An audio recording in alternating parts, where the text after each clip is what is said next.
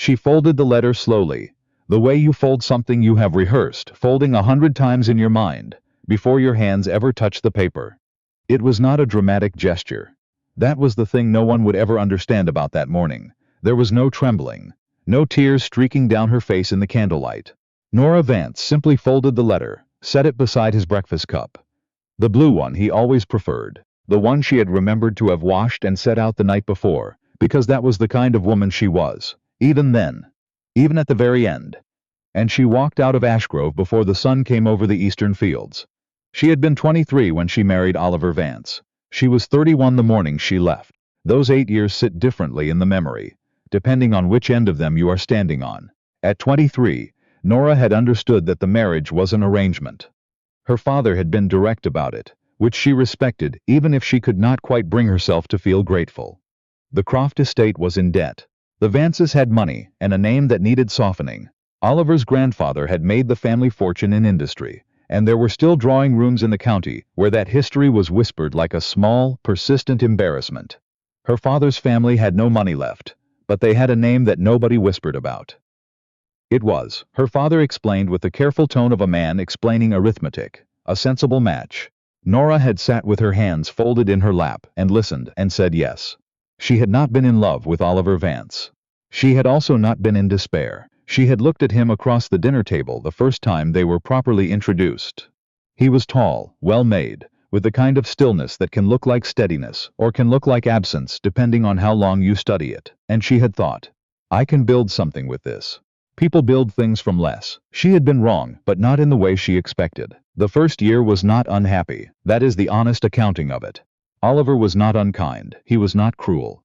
He did not raise his voice or embarrass her in company, or spend money recklessly or take up with other women, as far as she ever knew or ever had reason to suspect. He came to her room when it was expected of a husband to come, and he was considerate in the way a man can be considerate, when he is performing a duty he takes seriously, but feels no particular urgency about. By their second winter together she understood, quietly and without quite naming it, that she was not a wife to him in the way she had imagined a wife might be. She was something closer to the house itself. She managed everything. This is not a complaint. She said as much in the letter she left him, and she meant it.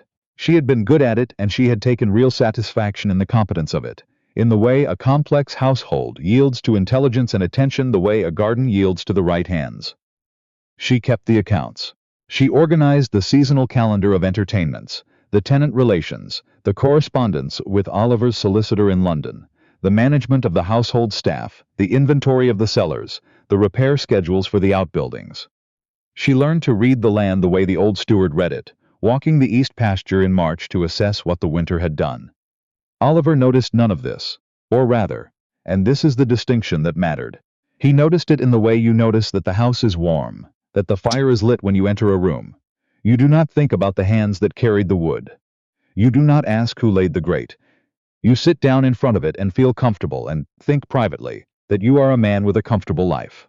She had tried, in the beginning. In the second year, she had asked him, carefully, over dinner, in the way she had rehearsed, whether he might like to know about the accounts, whether he might want to look over what she had been managing, whether they might sit together one afternoon, and she could walk him through the tenant ledgers, because she had some thoughts about the Mercer arm that she believed he would find interesting.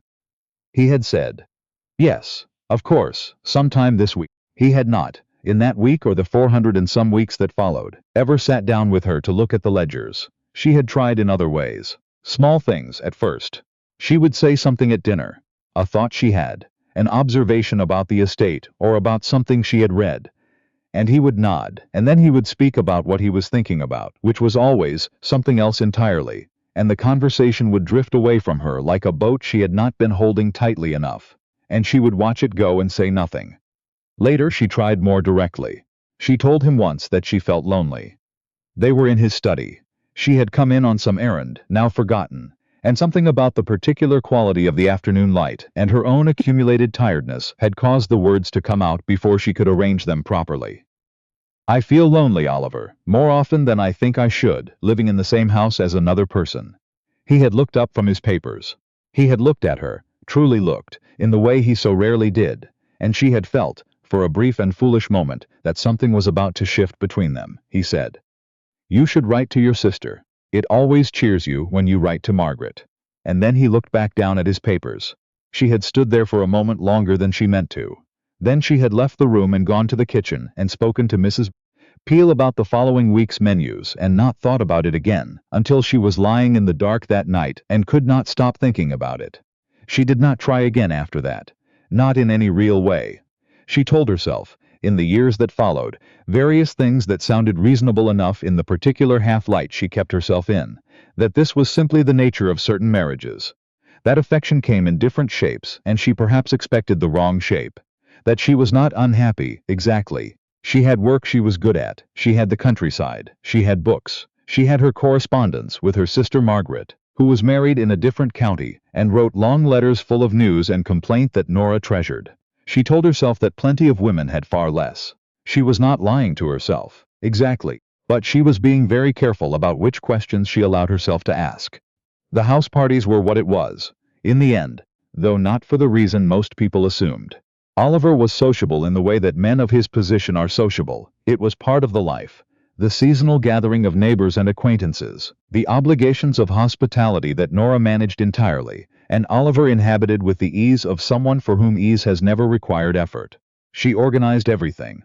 The guest rooms, the menus, the entertainment, the handling of the particular social geometries, of who could not be seated next to whom, and who needed to be flattered, and who needed to be quietly deprioritized without feeling slighted.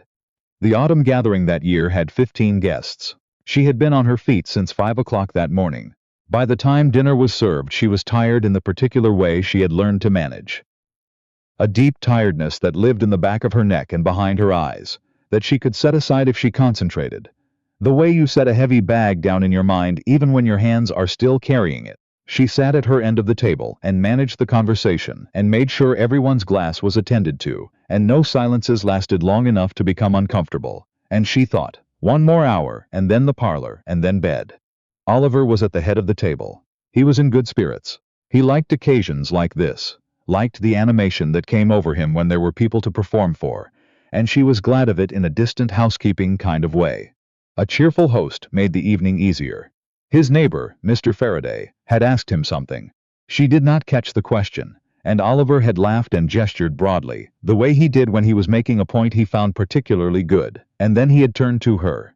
He said, "Isn't that right?" He paused. It was the smallest pause, less than a breath. The kind of thing you might not notice if you were not already watching for some reason you could not have explained. He said, "Isn't that right, Catherine?" The table did not stop, not entirely, but something rippled across it. The subtle, collective readjustment of 15 people who have just witnessed a small collision and are uncertain how to arrange their faces. Nora watched it travel around the table like a wave. She watched Mr. Faraday's eyes flicker. She watched the woman to Oliver's left develop a sudden interest in her wineglass. Catherine was not her name. Catherine was the name of the woman Oliver had been engaged to before Nora. She had died.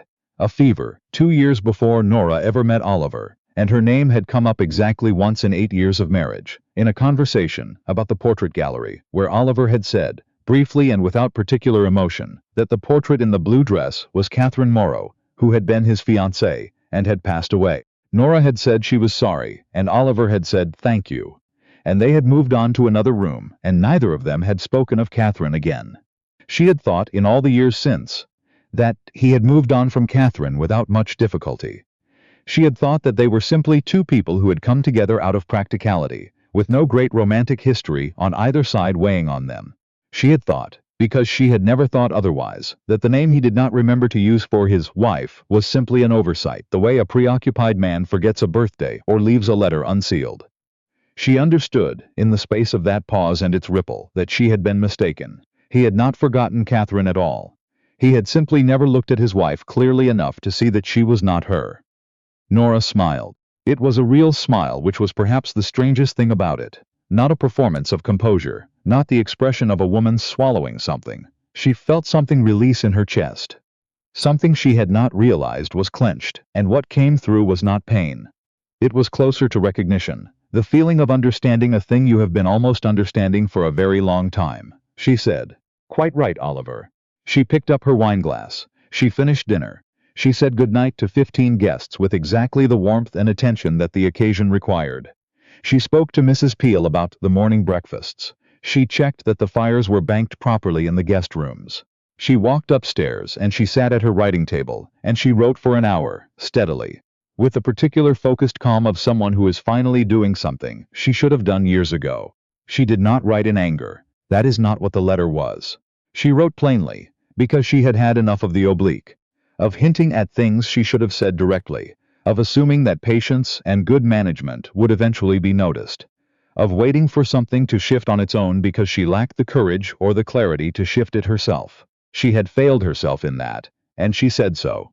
Not with the weight of accusation, but with the clean acknowledgement of someone taking stock before moving forward. She told him that she had kept his house for 8 years, and she did not regret the work itself, because the work had been real and the competence had been hers, and no one could take that from her.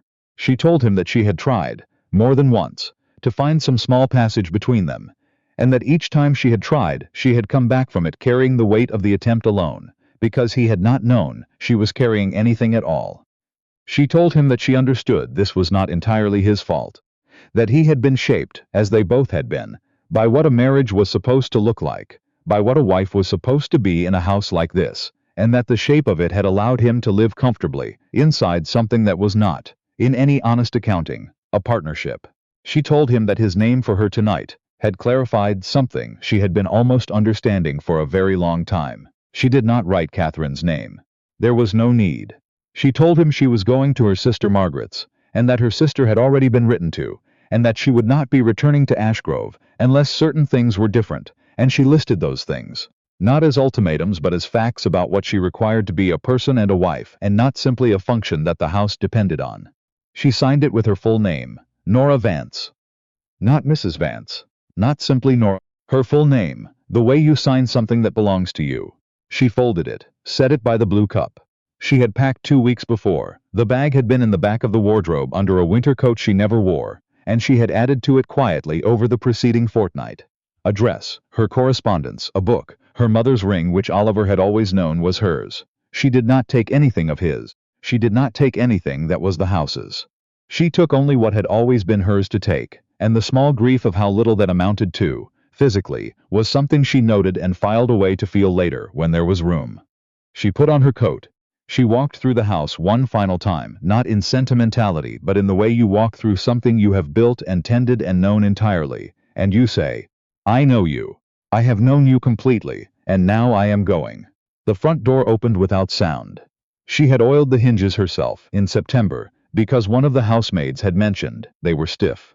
The air outside was cold and perfectly still, no wind, no sound but the gravel under her feet, and somewhere in the dark of the west field, the low sound of the horses in the paddock shifting in their sleep. She walked to the gate without looking back. It was not dramatic. It was not, she thought, the kind of departure that looked like anything from the outside. A woman with a bag, walking down a drive in the dark. That was all. But she knew with the particular clarity that comes when you have finally stopped being careful about which questions you allow yourself to ask, that it was the most deliberate thing she had done in 8 years. She walked 3 miles to the coaching inn, and she slept 4 hours, and she was on the first coach east when the sun came up. Margaret met her at the door.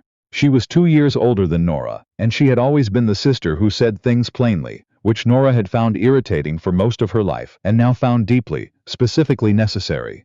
Margaret looked at the bag and looked at Nora's face and said, Come inside, I'll put the kettle on. She did not ask if Nora was certain. She did not ask if Nora had thought it through. She put the kettle on and she set bread and butter on the table and she sat across from her sister, and she listened for 3 hours without interrupting except twice. Once to get up and refill the teapot, and once to say quietly, when Nora got to the part about the name, Ah, yes, that's the kind of thing that does it. Nora had not expected the ease of it.